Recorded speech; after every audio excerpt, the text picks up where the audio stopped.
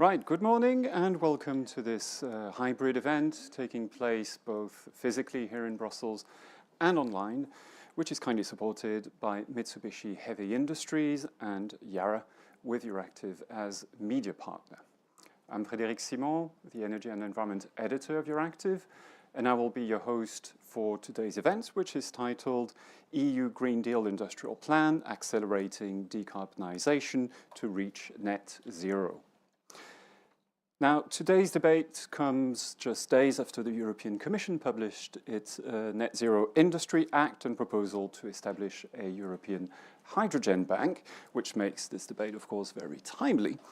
And we do have speakers from the European Commission and from the industry to help us navigate through this proposal and understand its implications. But before I introduce the speakers, let me first give the floor to Mr. Per Strand Sjåstad, Norway's ambassador to Belgium and deputy head of Norway's mission to the EU, for some opening remarks. Mr. Ambassador, the floor is yours.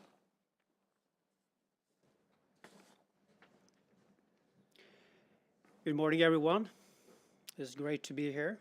I'd like to also first thank both the Yara International and the Mitsubishi Heavy Industries for organizing this event in cooperation with Euractiv. The topic is, as we all know, indeed very high on the agenda, and that is for very good reasons. Norway and the EU are highly committed to achieving climate neutrality by 2050, and that is the important backdrop of what's going on. We work together to develop a decarbonized energy system and to boost green industry as well. Close partners and allies. We also share the same extended home market, being members of the European Economic Area. The EU works towards the green transition has been marked by, in my view, strong drive and commitment. The EU has not been thrown off balance, despite several crises the last few years, including the pandemic, energy crisis, and the terrible ongoing war in Ukraine. The EU has a good track record, in my opinion, in crisis management. The EU is filling now up the toolbox. The Green Industrial Plan is an important component.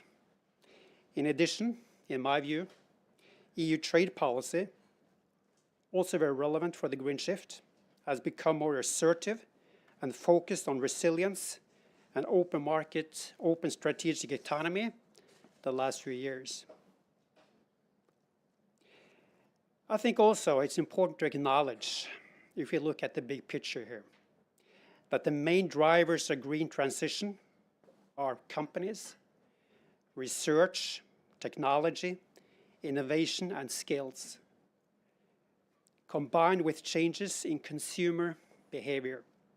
However, public authorities, both nationally, regionally, on the EU level, can help and assist in this transition in three basic ways: by setting high ambitions and objectives, by establishing a sound regulatory framework and financial incentives, and thirdly, by supporting clusters in technology, research, innovation, education, as well as so-called off-takers, consumers.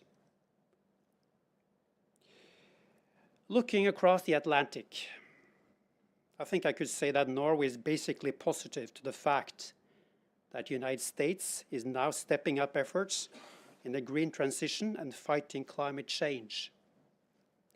However, it is important that these efforts in the US, including the Inflation Reduction Act, do not discriminate against European business and stakeholders.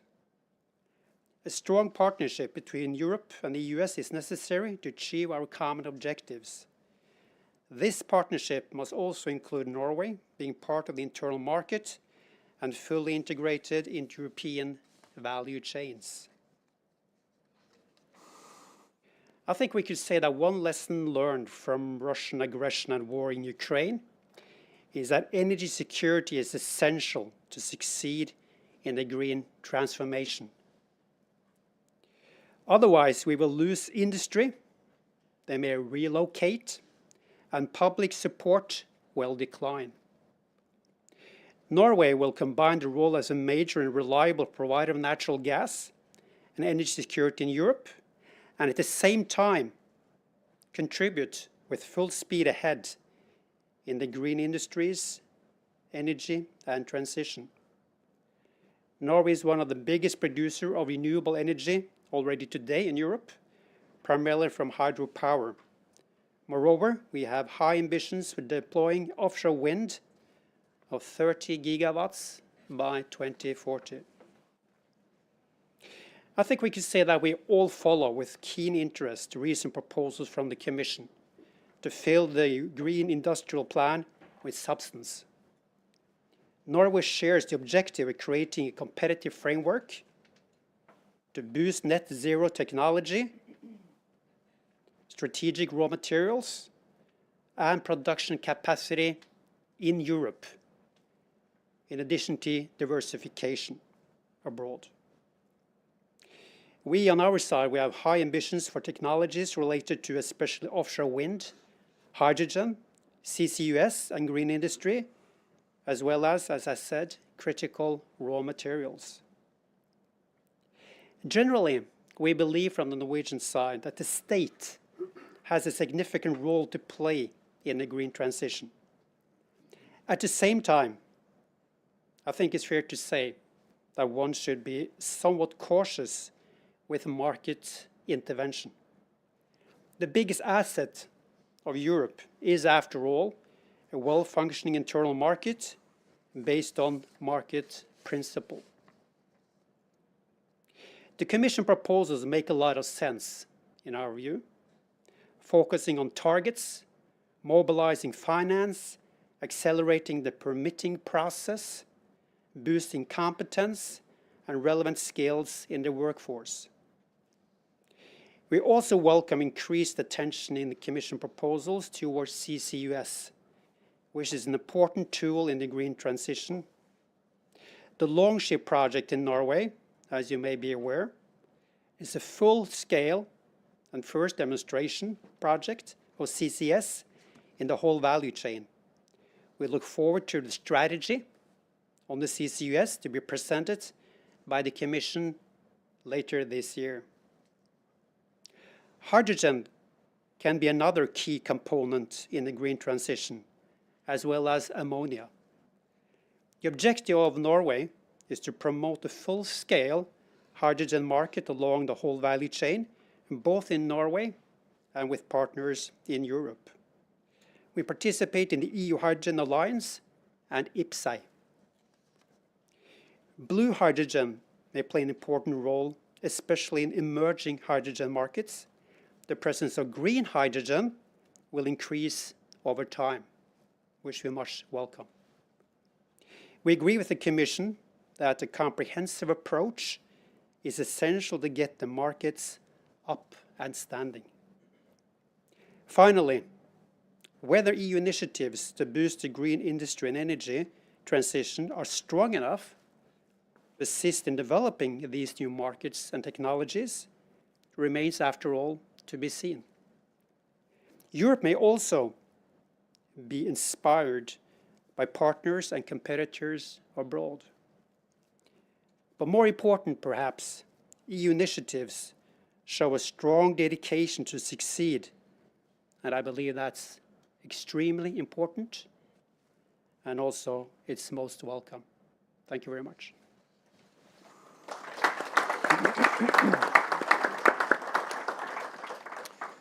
Thank you, Ambassador. So let me now introduce our panelists, starting with, on my left, Aleksandr Tomczak, who works in the cabinet of Commission Executive Vice President Franz Timmermans. Hildegard Bentley, she's a German lawmaker in the European People's Party in the European Parliament. Lisa Winter, she's Senior Vice President at Yara, the biggest fertilizer and ammonia producer in the EU. Kentaro Hosomi from Mitsubishi Heavy Industries, one of the global leaders in hydrogen and carbon capture technology. and Peter Rolofsson, Director at Tata Steel in charge of strategy. Welcome to all of you, and thanks for joining us today. A brief word of introduction for the audience. So this is an interactive conference, and you're absolutely welcome to put questions to the panelists. To do that, please go to the Slido website or scan the QR code that you see here on your screen to go to Slido. When you're there, you should enter the hashtag decarbonisation, and from there you can start asking your questions. We'll try and take as many as possible towards the end of this event. So I think I'm done now with the introduction. So to get the conversation started, let me turn to you and with a question about the Commission's timing of this proposal. So last week there was this Net Zero Industry Act.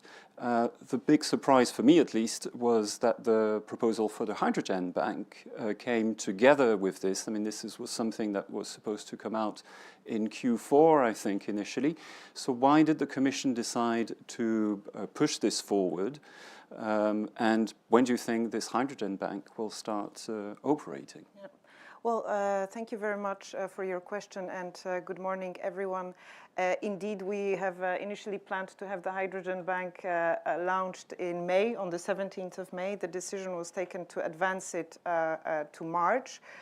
Why? Because, well, we see it as one of the first implementing steps for the Net Zero Industry Act. If you take the Net Zero Industry Act as a tool for Europe to, on one hand, to address strategic weaknesses, and on the other hand, to also build on the strategic strengths that we have in clean tech, hydrogen is where we have some strategic strengths and assets that we want to expand on. Just to give a few numbers, 50% of the electrolysis capacity globally is in the EU. 30% of projects that are in the pipeline globally are also based in the EU. We also have half of the world's manufacturing capacity for electrolyzers. So we have a really good starting point. The idea to have the Hydrogen Bank is to break this chicken and egg situation where we have producers of renewable hydrogen waiting for clear offtake signals from potential consumers of hydrogen, and potential consumers of renewable hydrogen are waiting for producers to take their final investment decisions. So the Hydrogen Bank is aimed to break this chicken and egg situation and to help Europe really build on this strategic advantages and competitive advantages that we have in the area of hydrogen. So I understand there was a sense of urgency at the European Commission, which was probably because of the Inflation Reduction Act in the United States. So when do you expect this Hydrogen Bank to start operating, Alexandra? Yes, well, so what we said in the communication was that we give ourselves a year to implement the 4 blocks that we outlined for this Hydrogen Bank. And the first, I think, really exciting milestone is in autumn this year, because we will launch our first auction for the producers of renewable hydrogen. So under the Innovation Fund, we will run an auction for a fixed premium that renewable hydrogen producers can get via the Innovation Fund for a fixed amount of subsidy per kilogram of renewable hydrogen that they are ready to produce in 10-year contracts. And that's indeed quite similar to the support scheme under the IRA, because we're also talking about a fixed premium, with the difference that here we will have a competitive bidding process. So the renewable hydrogen producers that need the lowest subsidy will win the auction. So we make it a sort of a better deal for the European taxpayer. And that's going to happen in autumn this year, 800 million euros for the first auction. President von der Leyen announced last year in State of the Union speech that we would have at least 3 billion euros for this Hydrogen Bank. We are ready to spend that much under the Innovation Fund. If we manage to get more money for the Innovation Fund, we are ready to spend even more. But the idea is to first run this first auction, see how many projects are interested in competing, what's the level of interest of the industry, and then on that basis design, the auction schedule schedule later on. Okay, so the time frame is pretty short, pretty fast, pretty ambitious. So Hildegard Benteler, turning to you now. In the EPP, you always care about, improving Europe's competitiveness. So were you satisfied with the Net Zero Industry Act that was presented last week and the Hydrogen Bank proposal? Yeah, to be honest, we are still analyzing it because it's pretty comprehensive. But of course, we welcome it. I mean, we called for more action in this regard. It's a bit of pity that it's all perceived also as a reaction on the IRA, and we would have, of course, loved to be more proactive. But okay, it is a reaction, and it's a timely reaction. Also for the Hydrogen Bank, it was part of the hydrogen strategy, what we were calling from the Parliament in 21. So it is. We spent 2 years, two more years. But okay, if the call of emergency has reached the Commission, it's fine. So I think the EPP and many of my colleagues are now ready to deliberate pretty fast in the Parliament, because I perceive it important that we finish this legislation in this term. That means we do not have a lot of time left. So I think we really have to speed up procedures. I'm ready, my group is ready. So we try to, also signal to industry that we mean it, and that they can really plan with the things which are now on the table. How do you expect things to shape up in the European Parliament in terms of the timeline? What you've got milestones already ahead, or is it too early? Well, I can mainly talk about the CRM Act, which also came out because I was rapporteur. So we try to have the first draft before the summer break so that we can, Parliament closes its deliberations until the end of the year. So this should work. I don't know how much time we need to discuss the net zero industry plan, because we did not have so much time to prepare for it. So maybe this might take a little bit longer, but for the critical raw materials, which were also mentioned, which are part, I think, of the industrial competitiveness, a very important part, I think we are pretty ready to do it pretty fast. Yes, it's part of a package indeed, and critical raw materials are indeed in there as well. So Lisa Winter, Yara, they're the biggest producer of ammonia in the EU, and that can be used as a carrier for hydrogen. So what did you make of the Commission's proposal for a European hydrogen bank? Do you think it goes far enough, and do you think it will break this chicken and egg situation? From our perspective, I think it's can help, but I think still it's a long way to go, and I think for the industry as us, it's the predictability is extremely important for making large investments, and to make, for instance, new 2-3 billion investment. If we're going to build a new ammonia plant, then we need to have predictability, and then of course, for instance, if we want to import hydrogen into Europe, that is then of course we understand that you need to have a competition, but it still makes maybe one ball. When you make one ball, but will Europe be able to make the ball rolling? That, for instance, if we compare with US, then we know that if we invest in US, we will get a tax deduction if we comply with certain rules. And then if we make one project, we will get it. If we make the second project, we will get it. So then you have you will get a ball rolling. Mm-hmm. And I think that is where I see the challenge with the system we have in Europe, that we can make one ball, and will the next project also be able to get the support? And I think, you believe there are some missing pieces of the puzzle. Which ones are they?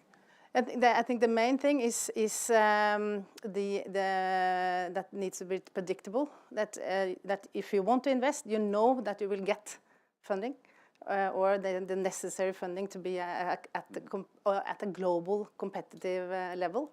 And the other thing is that it should be technology neutral. For instance, I think it should be the CO2 footprint that you reduce, and not necessarily what kind of technology you're using. Yeah.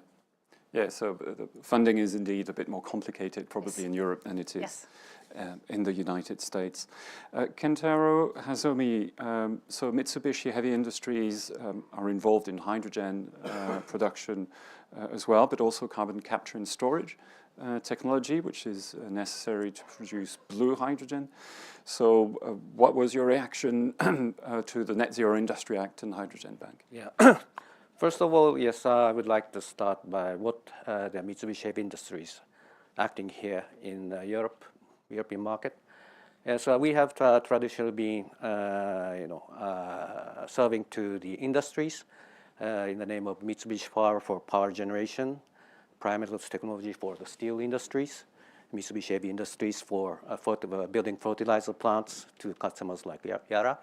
So this has been our, conventional, traditional business. But now with this energy transition in place, also the customers' needs are changing.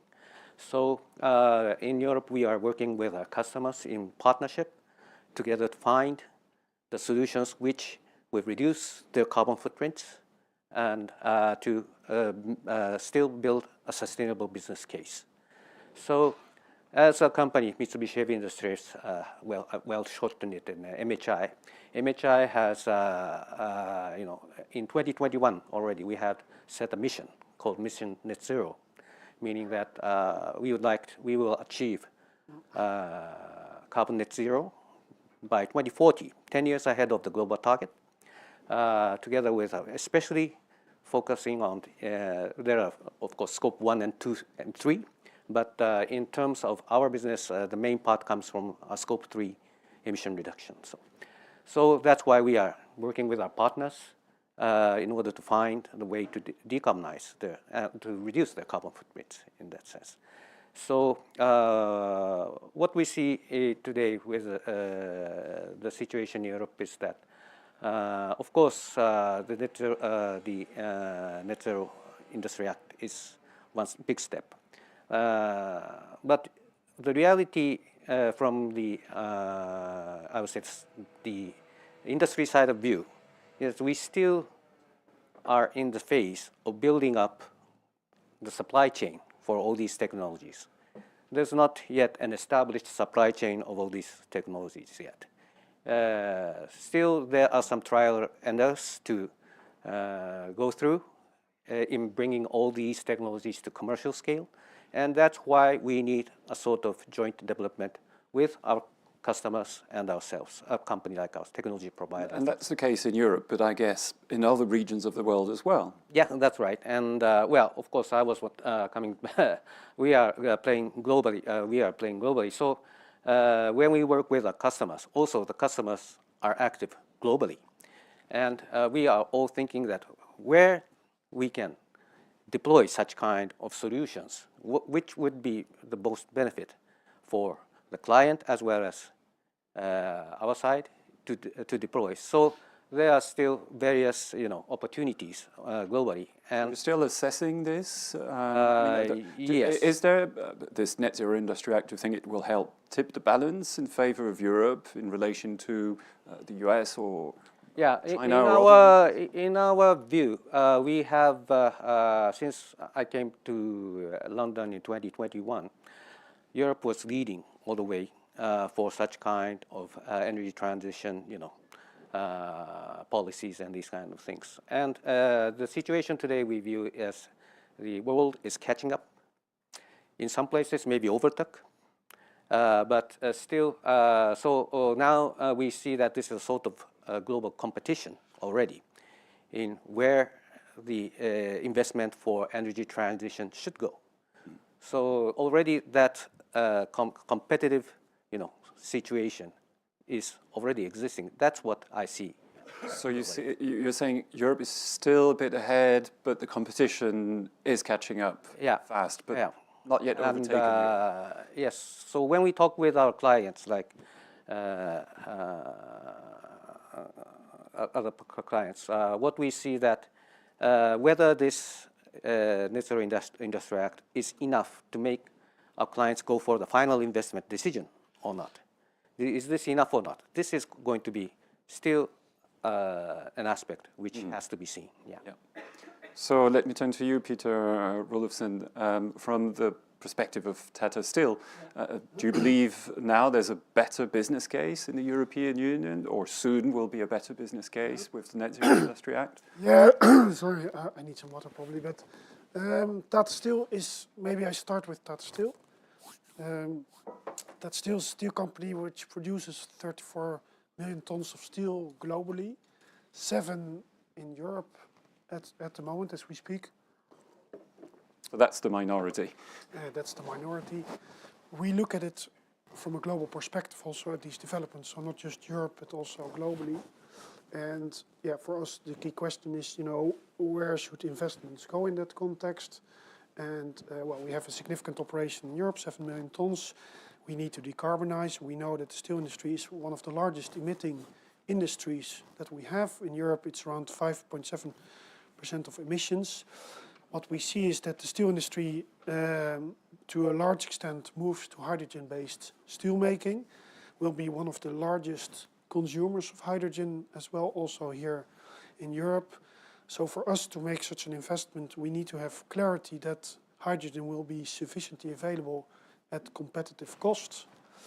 And we need to know that timely enough, because we need to make those very large investments, not just in the hydrogen part, but also in the manufacturing part before that. And what we see is that these recent developments, they are very positive. We embrace them also, but I think, yeah, increased clarity and certainty that when you make the investment, you will have actually access to those hydrogen is critical in that context, in the large amounts that the steel industry needs. What we see is that also the budgets that are announced currently with the Hydrogen Bank, they are not yet sufficient at all to support a steel industry, maybe even a steel company of an average size in Europe. So really what we need is, you know, more scale, increased clarity and certainty to investors. I think that will help a lot. Yeah. So the visibility has improved, in your view, nevertheless, but there are still some missing elements. Alexandra Tomczak, maybe you can explain to me how the European Commission, with the proposal that, or the series of proposals that we saw last week, tried kind of squaring a circle, it seems, between on the one hand trying to repatriate manufacturing from abroad to Europe, or at least keep some manufacturing in Europe for clean technologies, and at the same time keeping European industry competitive and reducing carbon emissions, because these objectives are not always go together. I mean, sometimes they can be contradictory.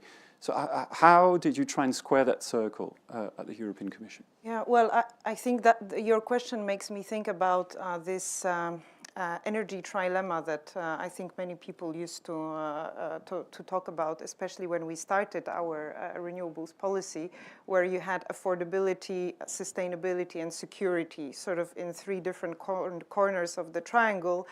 And meaning you go for one, you go further away from the other. And there was a trade-off. So, you know, you would probably put fossil fuels somewhere around the security angle, also on the affordability, and then renewables were ticking the sustainability box, and clean technologies in general were ticking the sustainability box, but not the security or the affordability. And I think we're really in a very interesting moment of this clean energy transition, where now clean tech is really in the middle of that triangle. There is a massive security and resilience challenge. Renewables and clean tech are seen as a response to that challenge. We have also seen over the past few years that in comparison to volatile fossil fuel prices, clean energy was providing more affordable prices to consumers, and what we have tried to do also with the electricity market design reform is to give more direct access of consumers to these affordably priced technologies. So the Net Zero Industry Act has to be seen in, and what our other partners are doing has to be seen in the context of this. I think there is a sort of a global awareness which is raising on the fact that clean tech is ticking the 3 boxes. And now we in the EU have been leading in innovation globally, leading in deployment globally. We're the first continent that has given itself this objective to become climate neutral. And now we're looking at the manufacturing side of things. And we're assessing our performance against our partners and competitors. And in some areas, we're doing pretty well, like hydrogen. But the challenge is now that we enter mass manufacturing, how to retain that lead. In other areas like wind, we're doing pretty okay, but we are exposed to a lot of international competition. And in other areas like solar, we have a lot of catching up to do with really making sure that we have a certain market share with the annual deployment needs. And so the Net Zero Industry Act is basically taking stock of that situation and providing tools to be able to respond to this new, let's say, global challenge. Typically, the cost structures that European companies will tend to be a bit higher in Europe than in other places. In the US, energy is much cheaper at the moment. In China, labor costs are much lower. I mean, can we ever be able to really compete on equal terms? Well, I think there's one thing that we should say. It's not about producing everything in Europe, because one of the facts that I think it's also important to recall in a conversation like this one is that if we saw these dramatic reductions in the cost of clean energy and renewables over the past 10 years, it's also because we were benefiting from this international competition. So I would say that the objective is not to repatriate everything to Europe. This is not the strategy. The strategy is to build on our strategic strengths, like in the area of hydrogen, but also to address the strategic weaknesses. We have to be smart about how to make sure that we still use the benefits of this global competition and help our companies be the beneficiaries also of these global competitions and international trade.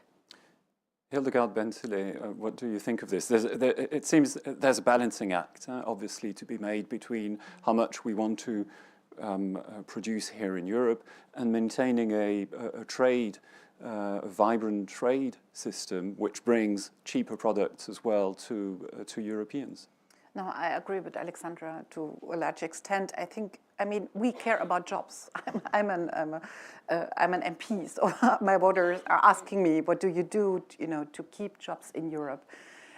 So we have to pay attention a lot, to this question. But for example, if you look at solar panels, the question is really because they have dropped so much in cost, so they're available now all over the place. But a lot of jobs are in maintenance and installing these solar panels. So there are jobs out there, even if you do not produce all the solar panels here in Europe.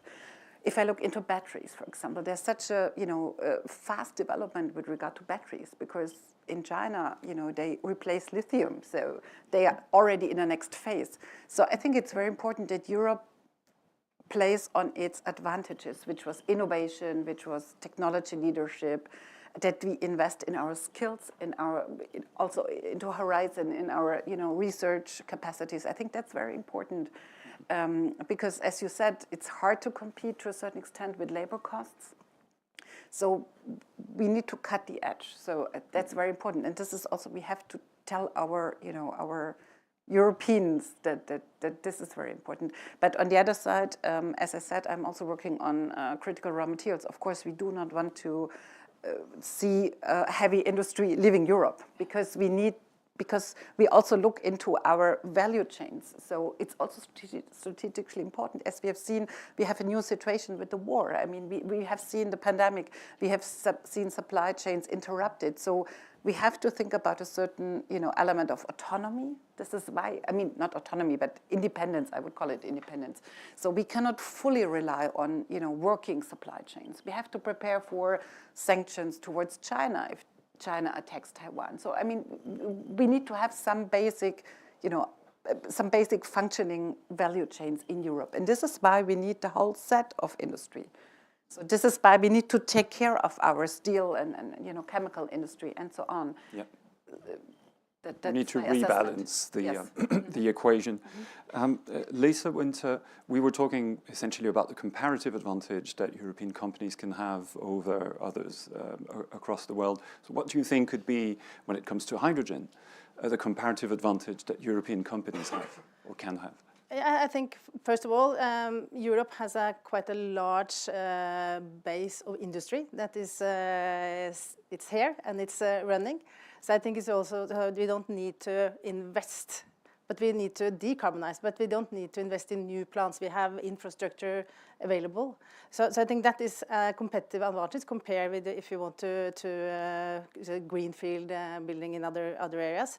But of course, it's important to build the supplier chain, but you also need to look into the full value chain. I think it's one thing if the electrolyzer suppliers get support, but the electrolyzer supplier doesn't build a plant or build a total electrolyzer plant. They build the technology, some part of it, but I think they need to have a focus on the total value chain here, not only the manufacturers, and that is an element that I think should also be incorporated.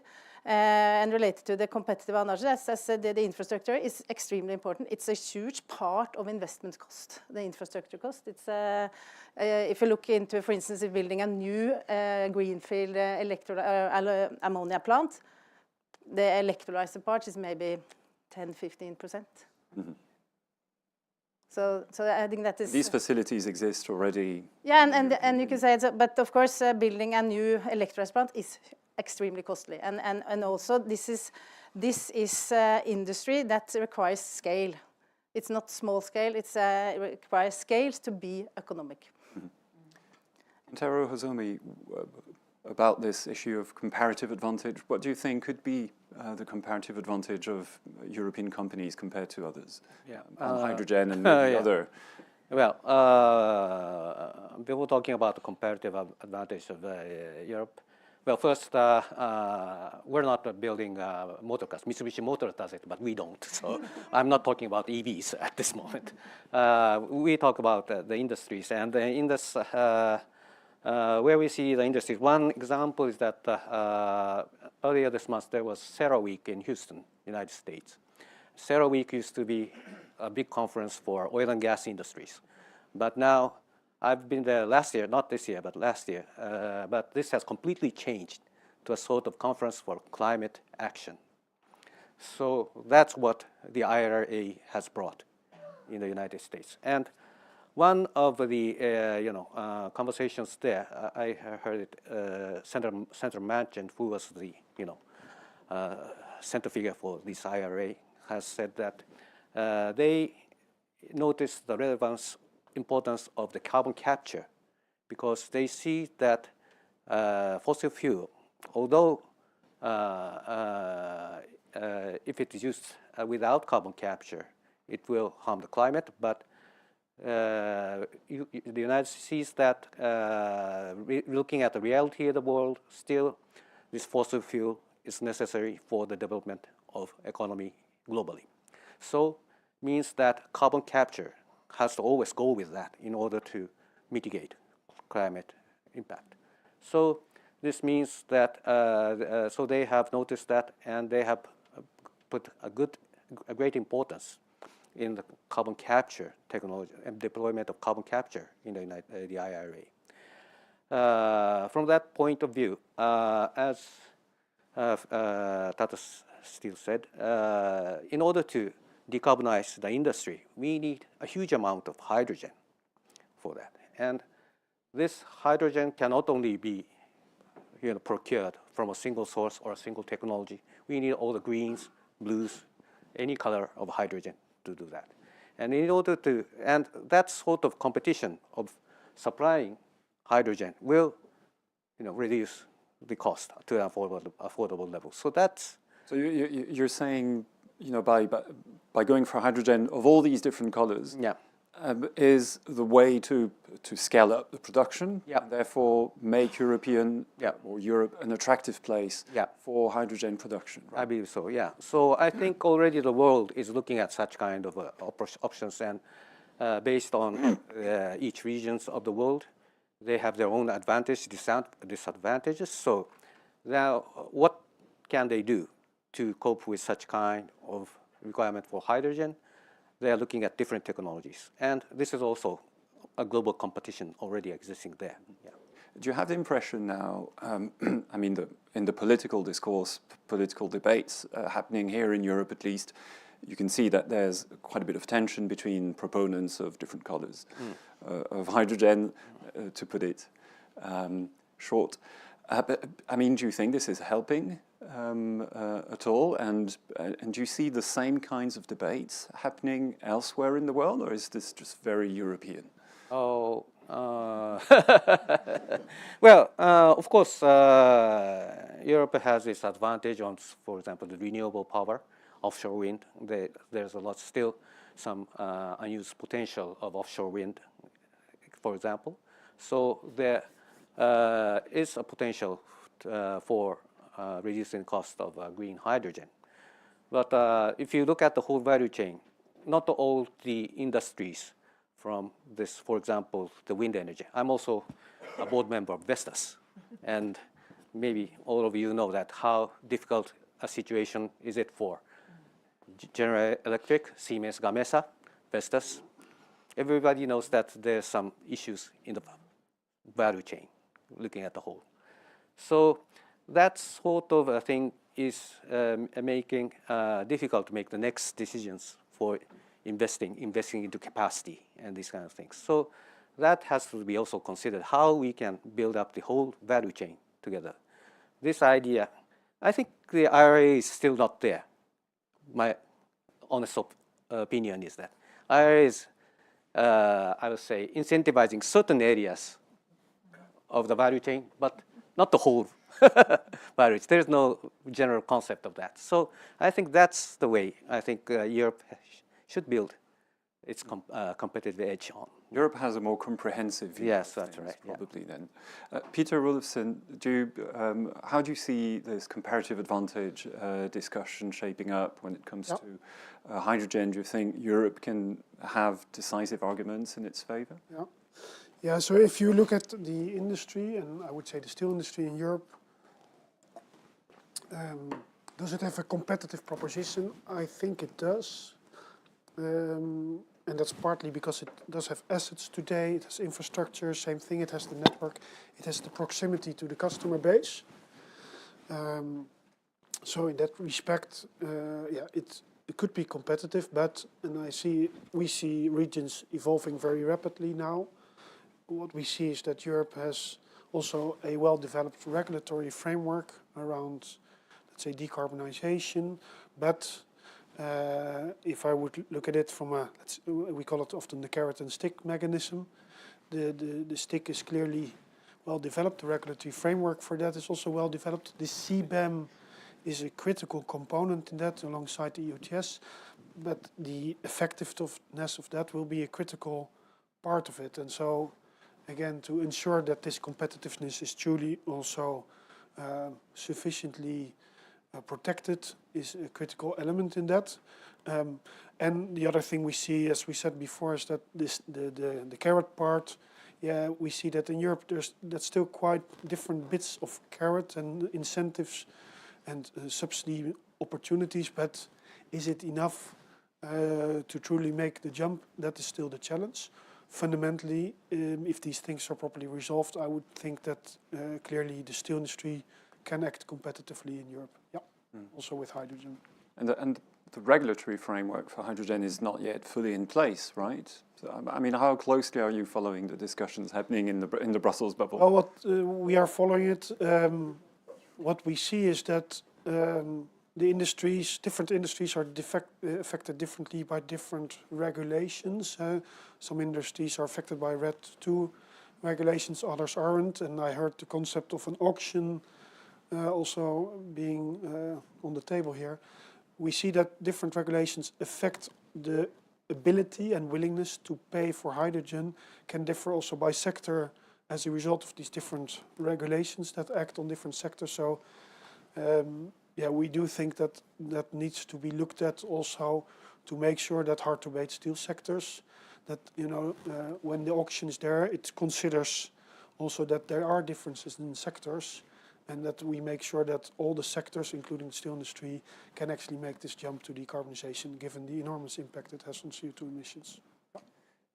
Hildegard Bentelet, and I'll turn to you just after, but about this question of regulatory coherence, this is something that the EPP is always very keen to try and emphasize or improve. Do you have the impression that on hydrogen you get the regulatory coherence that's needed to have a vibrant industry? Well, I think with regard to hydrogen, it's not so much the coherence, but it's the criteria, because we just discussed, the colors. And we still discuss colors. I mean, as we know, the emphasis of the Commission is on green hydrogen, and of some of my colleagues on green hydrogen only. So if we put this emphasis on green hydrogen, and this is what I mentioned at the beginning, then we should have defined the criteria for green hydrogen already like a while ago. We are still struggling with this criteria, and we talked about planning security. I mean, there are off-takers.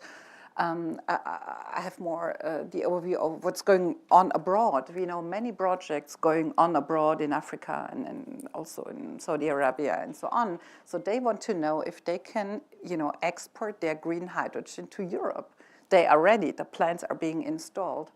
But I know from many insecurities, many problems, and we still have, we have the new delegated act now on the table, but still we had to rehaul it, and to be honest, we are not still yet fully satisfied, but we are really considering, is it worth to give it back again? Just because we need now, we're losing time, so this is a little bit the problem. About the regulatory framework around hydrogen. I think it's not so much the coherence, but really the criteria. It's really hard to see, and I think also with the global competition, why it takes us so long to define the criteria properly. If we have to be so strict anyhow, and if we are not more open to more kinds of hydrogen. I'm more on the side of industry who, is into the scaling up and into, going into the quantities and the bigger electrolyzers than, being too detailed and too specific now about certain colors. I mean, that's at least our approach in the EPP. We know we have no maturity currently for it, but I mean, we lost time, I think, at least 2 years. Do you believe there's a chance that the European Parliament might reject this delegated act? We're still discussing it. It's under discussion, but as I said, we do not want to lose more time. We really have to now check if it's worth. We will have, many talks with industry also, if it's really worth to really, again, to do the procedure. And then we would be very specific what should be, again, changed. But actually, the appetite to redo the exercise is not so big. Yeah. Lisa Winter, you wanted to interject? Comments related to the colors of the hydrogen, because we have, in my portfolio, we both have blue projects and we also have green projects. And what we see is also, for instance, that we have our largest European fertilizer production is in the Netherlands. And there we have a project where we can reduce 800,000 tons of CO2 it's already captured, and then with then sequestration in Norway. And that is, then we can have this ready by 2026. And it's, of course, this is a huge investment and a long-term commitment. And then, of course, if we then will get a requirement of having 35, 40, 50% green hydrogen into that plant, then we can't operate. So it's the point is more that it's that requirement sets that project on risk, and can be then okay, can we actually take a final investment decision for that project? So I think it's important to understand that these kind of elements put the investment decisions in place and postpones, and it gets uncertain, and I think that's why it's so important to get the predictability on the schemes. And also, shouldn't the target be to decarbonize? Because here we have the possibility to decarbonize, but For instance, then if we should have green hydrogen for that plant in Sluiskil, it would be 1.6 gigawatt hours per hour. And where will the electricity come from? And where will the electrolyzer capacity come from? And within 2030, from what we see, we don't see that that will be possible. So it will be, you could actually have a risk of not investing in reducing with 800,000 ton, because a requirement that is not possible. So essentially, you're saying it's probably too soon to set strict green criteria for hydrogen production. That's something that should come maybe a bit later. Yeah, and what I think is that it shouldn't be either or. It should be both, because I think the main point has to be decarbonisation, and it shouldn't be that it's only going to be blue and or green, because I think the blue will be probably a bit quicker path to decarbonisation, while the green can build up, and then green can compete over blue in the longer term. But we need both in a transition period to be able to decarbonize. I think that is extremely important. Anything that's low carbon, essentially, you believe should be supported, not just renewable. Exactly. Right. I see everybody nodding, so I'll turn to you, Alexandra Tomczak. I mean, as we know, the Commission has put a lot of emphasis on the green side of hydrogen production. So how do you see now within the Commission blue hydrogen with CCS, as a kind of stepping stone, also in the context of the gas prices that we have now? Because this is something still relatively new. We were still viewing gas as a stepping stone to a greener future. Now with the kind of prices we're seeing, maybe blue hydrogen doesn't really make sense, or... Well, I think I would agree with the statement that we need both. We need gas-based hydrogen with CCS, and that is why in the Net Zero Industry Act we are also breaking another chicken and egg by making sure that by 2030 we will have a CO2 storage injection capacity of 50 million tons of CO2 per year, and we will work with the oil and gas industry to ensure that. So at least project developers which are going to work on low carbon hydrogen, blue hydrogen based on gas, will have the certainty that we will have in the EU enough storage capacity for CO2. Gas-based hydrogen is of course part of the strategy to scale up the hydrogen economy. However, the EU has always had a policy of promoting renewables, and there is a reason for that. The reason is that we are not the US, we don't have massive gas resources, we don't have massive gas reserves, and we have some coal reserves and resources, but even those in countries like Poland are mined at 1 kilometer underground. So our fossil fuel availability is very low. We are extremely dependent on imports, and that is the reason why, shamelessly, we have been putting a lot of emphasis on renewable power generation. And when it comes to hydrogen, for example, in the hydrogen bank, again, the emphasis is on renewable hydrogen, because this is where we see the biggest need to scale this up. Blue hydrogen is already a much more mature technology. What you need to add is the CO2 capture and storage component. This is what we are aiming to deblock as well with the Net Zero Industry Act. But it is quite clear that renewable hydrogen needs a much more significant push from a sort of incentive perspective. Mm-hmm.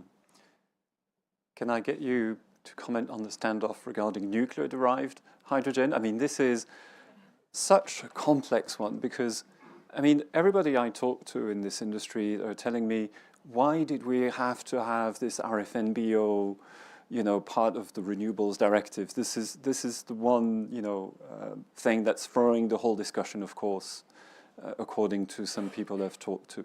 Isn't there a case to just withdraw RFNBOs from the renewables directive and just get on with it? What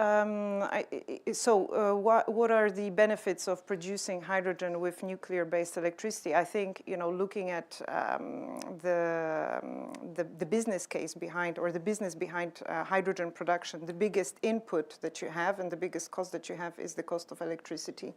And then the question is, where can you get the lowest cost electricity in an energy system?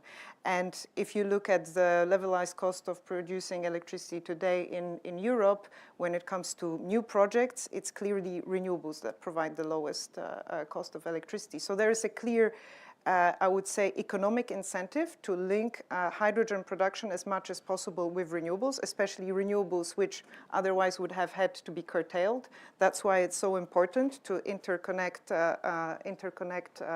the two. Now, if there is a business case to build new nuclear plants and produce hydrogen based on that, I would like to see the calculations of this really adding up, because what we have seen so far is nuclear projects being extremely expensive, much more expensive than renewables. So I think, you know, here, just looking purely at figures, it is quite clear that we should be going more towards the renewable direction. And when it comes to the existing nuclear plants, which is, I think, also some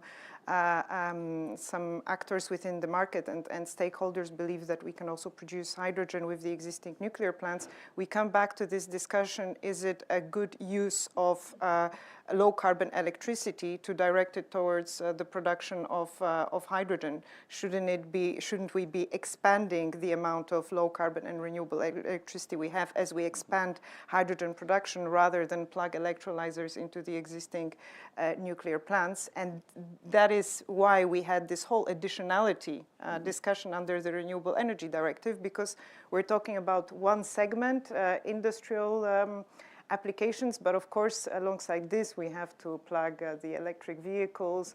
We will electrify a lot of the buildings' energy demand. So, you know, we're looking at this from a system perspective. Yes, indeed, making the best use of the low carbon electricity that we have available.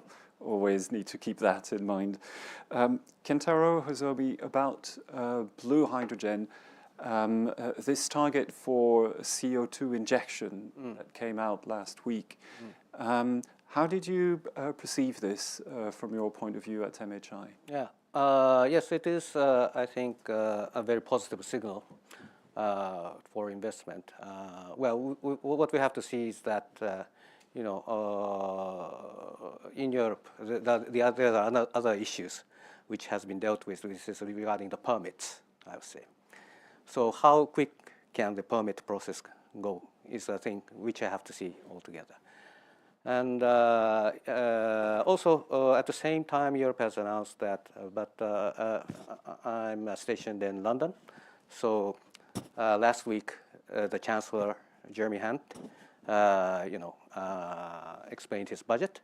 And in that, there was a clear support for decarbonisation. The UK government will invest £20 billion in the next 2 decades to decarbonise, including carbon capture. It means one thing is that they are not discriminating any color of hydrogen in their, you know, statement. And I think one reason is basically, although the manufacturing or the industrial footprints in UK has decreased, but I think it is a strong signal showing that they will not let the industry, you know, fade out. They will keep. There's a clear signal that they want to keep the industries decarbonized, and they want to keep the employment. That is, I think, a clear signal from the UK government. And I think with this, the investment, I would say, environment in UK will dramatically improve. So that's what we are expecting with our partners to, it is a big step towards, you know, investment decision. So I think the next step for Europe is to provide such kind of a clear signal that I think the UK government's announcement is a sort of commitment for at least 20 years to support carbon capture and this kind of business.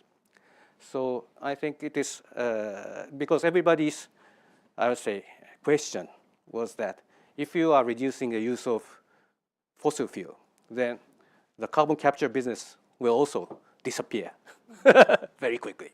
That was the question. But now UK government has provided a sort of a question, answer to that. Will enhance investment. So this sort of, I think, a clear signal time frame. And You're saying the European Union could take example from this. So there's a CCS strategy, is that right? Which is expected later this year, a strategy. Huh? So, I mean, what would you like to see in there? What do you think would be the key components of such a proposal? I think, yes, it's just not only because providing, for example, blue hydrogen at the industrial scale, we know that the capex is huge. Capex requirement is huge, meaning that in order for that to pay off, at least 10 years, 15 years is required. Meaning that unless you can continue that business for 20 years, there's no sense of making any investments. So that's what our partners, the clients, will think. So making such a clear signal how Europe is going to approach that, this is going to be very important, I believe. Lisa Winter, reflecting on the target that was proposed last week by the Commission to have a CO2 injection target by 2030, do you think that is a major step forward for CCS and also for blue hydrogen? Yeah, I think that it's a step in the right direction, and I think it's also we need to look into the realism in it because at least so far it has been quite challenging to get the reservoirs. No one wants to have it in their backyard, so that is one element. So one needs to set the target, but how to practically implement it. But I think it's also what I see, because UK has quite a lot of areas where they can have CO2 storage. Norway has. So to limit it only to EU, of course EU can do that, but I think there should be what I think is important for the CCS business to be more competitive over time is to also develop a market, and then I think the North Sea has to also, you could be also cross-border transportation of CO2 will be important to get the cost down and also to get a market for more or less exchange CO2 across borders, and also the London Protocol has made it possible. But I think it's to get that industry going, I think you also need to have a better flow between EU and the surrounding countries. So you're saying the transport infrastructure, the pipeline networks essentially, or maybe the ships, bringing the CO2 to the places where it can be injected, that should be the priority? Yeah, it should be added on, I would say. So to ensure that you not stick to that if you're going to have a blue project wherever, that you have to store the CO2 in that specific area, that we can develop a market on the CO2 what do you call it, transmission. Yeah. Peter Olofsson, when it comes to CCS, is this still something big for the steel industry, or are you more interested with hydrogen usage?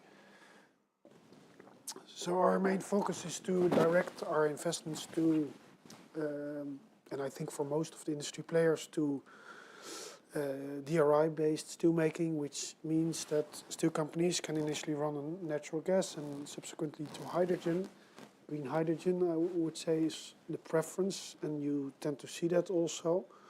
So the focus is less, at least also from our side, to direct investments to the CCS, but really try to make the jump to fundamentally new steelmaking technology. I would say that is our key focus in that respect, and hence CCS has I would say, a background role in that context. So we really try to focus on new steelmaking technology. And these ones, I mean, essentially, which ones are there? I mean, the steelmaking using hydrogen as a source of energy, essentially. Yeah. So we see that companies make the shift to DRI-based steelmaking, which, as I said, is natural gas-based or hydrogen-based, or companies focus on increasing circularity using EAF-based technology or a combination of that. And I think that is the directions that we're currently seeing. CCS can have a role to play to reduce the CO2 emission of the existing asset base. But as I said, focus increasingly is to try to direct investment to the new steelmaking technologies, support what I would say low carbon and also circular steelmaking. So that is, I think, the main focus in that context. And with Tata Steel, is it a combination of both, or? For us, it's we are trying to shift to what I would call green, clean, and circular steelmaking, and that by definition means it's a combination of both. Yeah. Okay. So let me turn now until the end. I think we've got about 25 minutes left to take questions from the audience. I see there are hands raised. The questions, I'll take those coming from Slido, which was supposed to come from there only. Now I see there are quite a few hands raised, so maybe I'm tempted to take questions from the audience. So the gentleman there in the middle.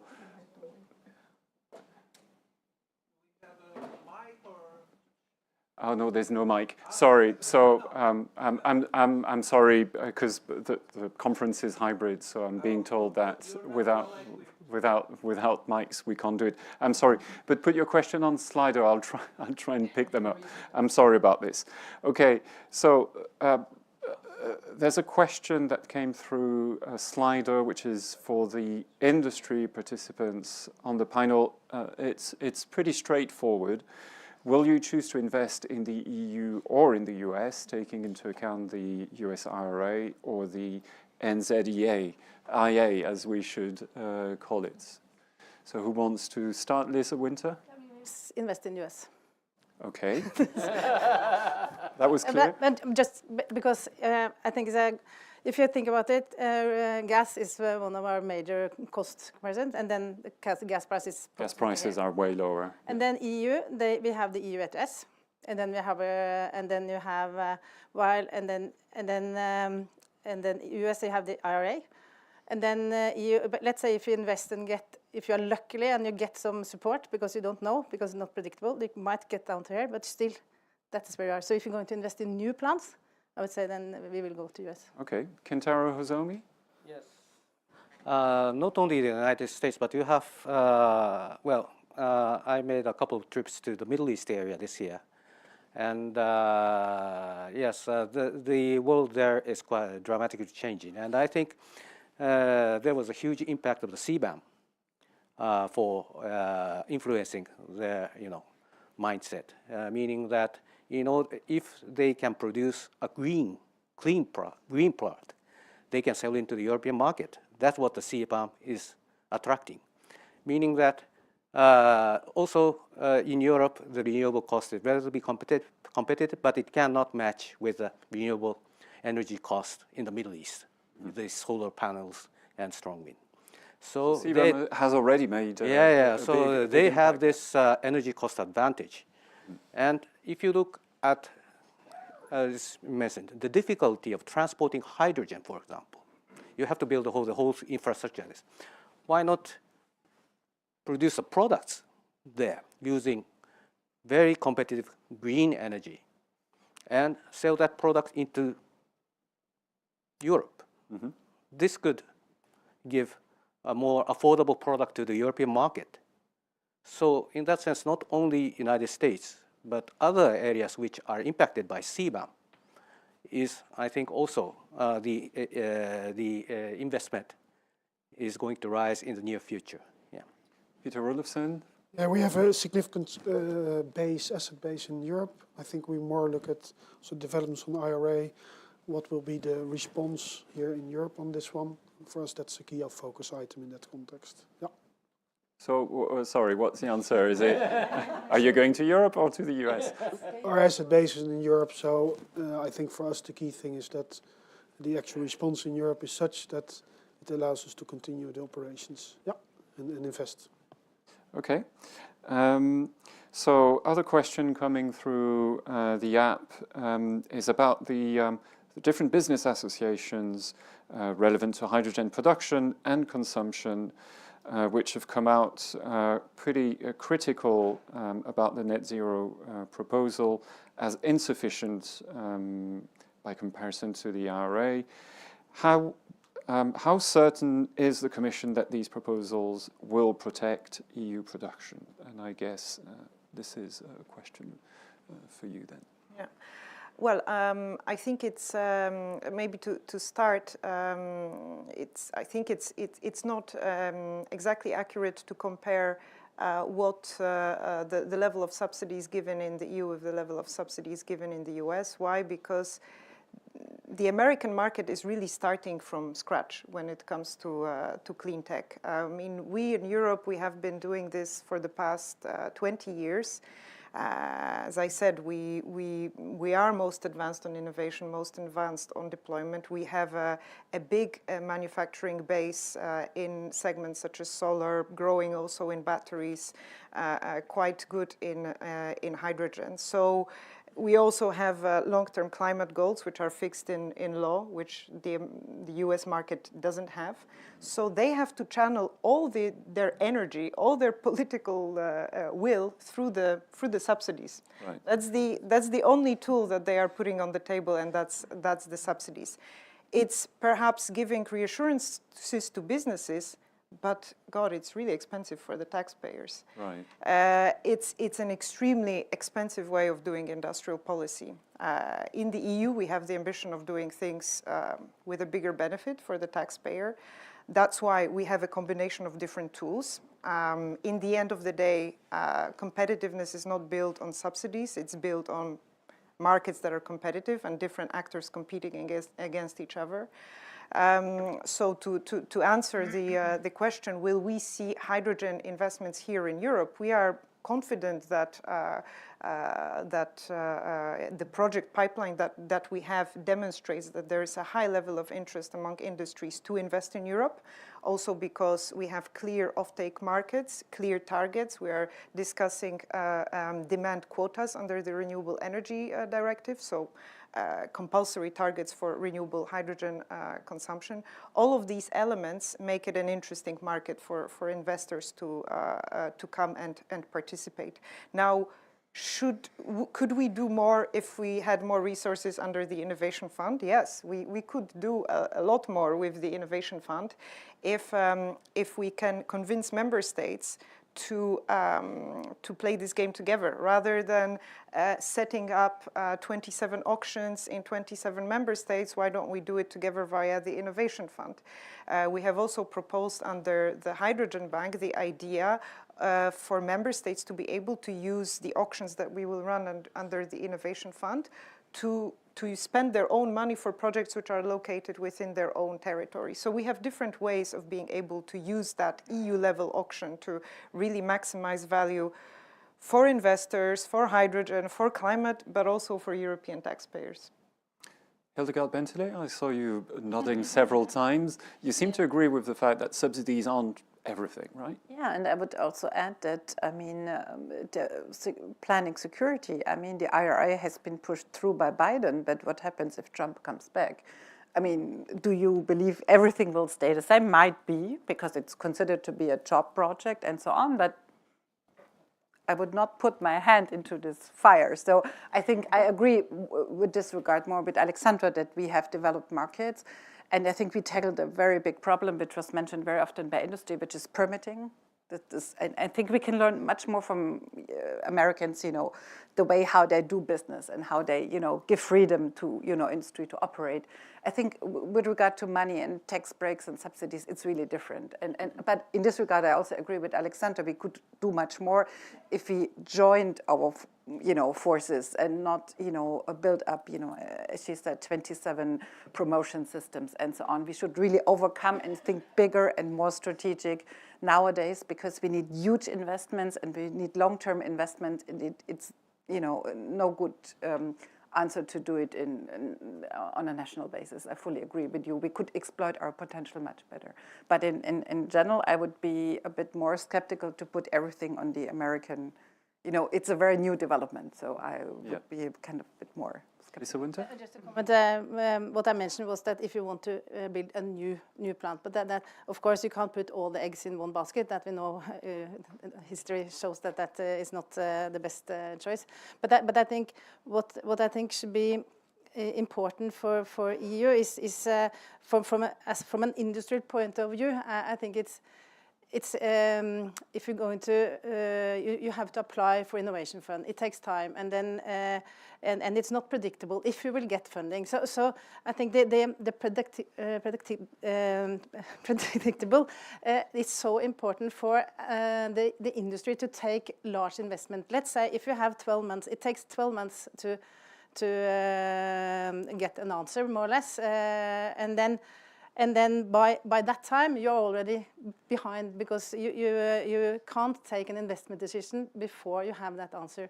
So I think that the complexity within the EU system makes it very, very difficult to navigate as an industrial player. I think, and it's also very uncertain. So that's on the funding aspect, where probably it's going to be difficult to compete with the simplicity of the US IRA. But on the rest, like Alexander Tromczak was saying, do you agree there's a more coherent market for hydrogen, which is being built in Europe with better conditions overall, if you take out the subsidy element? I would say on the market side, I would say because we are playing in a global market as a fertilizer and or ammonia is traded globally, and we are the world's largest trader of ammonia. So that is that's the world price, and then you have just the logistic cost on top of it. So in that perspective, I wouldn't say that Europe is particularly in a separate situation, I would say. So it's probably the same also for steel. And yeah. Maybe a comment from any of you two? Yeah, it has similarities, I would say. Steel is a global product in that context, so I think that's not unfair. We do see a similar situation. I think speed is of the essence as well in this context. Steel companies need to make decisions within the next 5 years. Hydrogen decisions are associated partially with that. So I think this is about speed. How fast can you develop a more, I would say, develop maybe less scattered. If I hear also the incentive framework, it doesn't mean it should only be incentive based, but it should it's a combination of a good regulatory framework with incentives. But on that latter part, what can you do in Europe to speed that up? That would definitely improve predictability and make it easier for investors to make decisions, I would say. Yeah. Kentaro Hozomi? Yes, the IRA supports, for example, the production of hydrogen, green hydrogen. But it only supports such kind of production, meaning that it will replace the existing, use of hydrogen with such kind of green hydrogen. It doesn't mean that the hydrogen usage will expand just with that IRA. In order to expand the use and make it more commercially viable, we need to expand it into steel industries, DRI, other usages like fuel cells and these kinds of things, more of a power generation, power storage. Whether there will be a market mechanism to entertain such kind of expansion of usage of hydrogen, I think this is nobody has yet to set out a framework for that. So I think this is a place where Europe can think about and take an advantage on how you're going to expand the US usage, how you're going to incentivize the market to expand the use of hydrogen. This is another area which the IRA doesn't say at this moment, I believe, which there's an area which can be exploited here. Demand was never a problem as far as I perceived. I mean, if you hear policymakers at least, they're saying all these sectors all want to be using more hydrogen. So it's, coming back to the chicken and egg solution, some of it is supposed to be going for heavy industries. It's more a question of who will get it first, if I understand correctly, but maybe I'm getting wrong. Alexandra Tromczak. I think it's both. We have to work on both demand and supply, and in sort of a normal situation, the market would have this discovery process where, you know, someone eventually jumps in first and the market gets created. What we're trying to do here is to, you know, accelerate this process where different actors discover each other and the price at which one or the other can produce renewable hydrogen. So we definitely have to work on expanding demand. Just to give you an example, so we talk about consuming 2 times 10 million tons of renewable hydrogen in the EU by 2030. Today we consume 8 million tons of fossil-based hydrogen. So if we want to get to that level, you would need to bring in a bit of the steel making, a little bit in the transport sector, especially for the hard to abate, like heavy duty vehicles. Some of it could be blended within the existing gas infrastructure, although this is not the best use of hydrogen, we believe. But yes, that the demand for hydrogen will need to be expanded to new demand sectors, and this is precisely where I think Mitsubishi should be the ambassador of the Net Zero Industry Act. I explained very eloquently that that this is where Europe provides something that other markets don't necessarily provide, which are, well, carbon pricing also is a very important tool to guide investments at almost 100 euros per ton of CO2. That signal is pretty strong. The climate law, the targets for 2030, soon the discussion starting on 2040 as well. So we are in a unique position to offer to industry a safe space where to innovate and where to invest, we hope. Kentaro Zomi? Yeah, I understand that the EU ETS is designed to promote such kind of expansion of demand.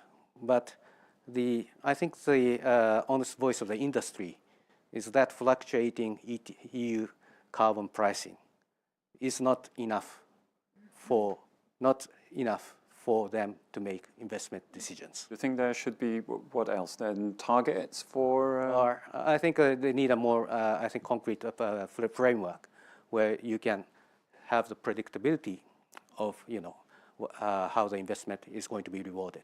Yeah. Okay, let me turn to another question coming from the app. So it's a question coming from Safran, the French company. It's a question for you again, I'm afraid, Alexandra Tomczak. So the Commission did not include renewable and low carbon fuels technologies in the Net Zero Industry Act, a strategic net zero industry list. So renewable and low carbon fuels will be crucial to decarbonize maritime and aviation. So we're talking about the demand again. And the Commission launched an alliance last year to boost their uptake. So why not include them?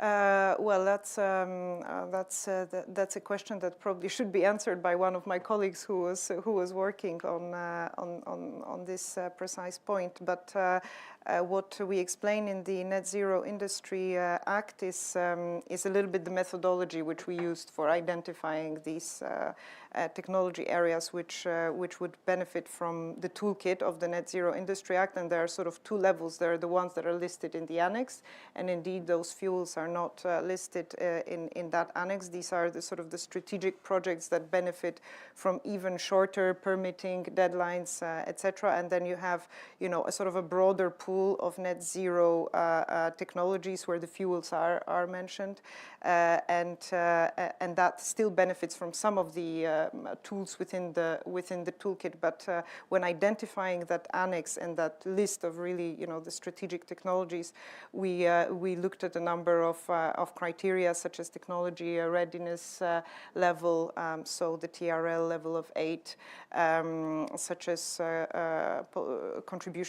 significant contribution to mitigating greenhouse gas emissions, and it's based on that set of criteria that we ended up with the list that we have in the annex to the Net Zero Industry Act. And can you explain maybe, you know, the reasoning behind having these 2 levels? Why is this distinction useful? Why did you make this decision to, you know, to have these 2 separate lists? Was it also because of social acceptability? I mean, again, with nuclear, we know it's one of those topics where it can be, some countries are very opposed to it. So was that a way of dealing with that kind of problem? Social acceptability is not a formal criteria in that regulation. Although I think we all know that in order to make any of these things work, we definitely need to work together with the industry on increase awareness, increase the level of social acceptability of industrial projects, clean tech industrial projects in particular. But well, the objective was, so based on these three criteria I mentioned, looking at where we can have the biggest, the most significant impact in terms of the technologies that we choose. When it comes to the level of resilience we can achieve, when it comes to the level of greenhouse gas emissions that we can achieve, and also the readiness of the technology. So these are the criteria that were taken. Okay, we're reaching the end of this conference. Before we close, I will maybe ask each one of you to say in a couple of sentences the main message that you would like our audience to take home with them. And we can start with you, Peter Olofsson. I think predictability, budget, making sure that there's sufficient incentivization, that it's well organized in Europe is critical for us, and I think for any other user of hydrogen. I think those are the key message. The regulatory framework is well developed, but on this part, I think it's important to see, are we truly at the same level as what we see elsewhere in other regions? That I think is still a focus item. Yeah, it's okay. a step forward, that I should say. Intero Hozomi, your main takeaway message. Yes, Peter said it also. But yeah, I think how to increase, the usage, the demand side, how to incentivize the demand side is going to be the next step, which we need to, see progress in. Yeah. A key next thing to look into. Lisa Winter? As a little bit about the same, I think the schemes need to be universal, technology agnostic, and predictable to actually be able to have a fast pace of escalation into decarbonisation. Hildegard Bentley. Yeah, I would put a lot on speed because I think we already have lost time. I would also put a lot of emphasis to do it together, not nationally, but on the European level. And also on what Lisa said, that we do it as technology open as possible. And with regard to predictability, we cannot predict everything. We had a war now we have the war in Ukraine, which was not predictable. And this is why we also, with regard to the ETS, we asked for some flexibility. And this we said, okay, we cannot increase the carbon price as we intended to do, because to give breathing space to the industry. I think you would like to have that. So predictability, yes. And I also would like to have 20-year plans. But, the world is not fully predictable. Alexandra Tomczak? I would focus on one message, and that's let's try to build this new hydrogen market together. The 27 with the Innovation Fund and the auctions playing a leading role here, and coming into the discussion which will start soon on the Sovereignty Fund.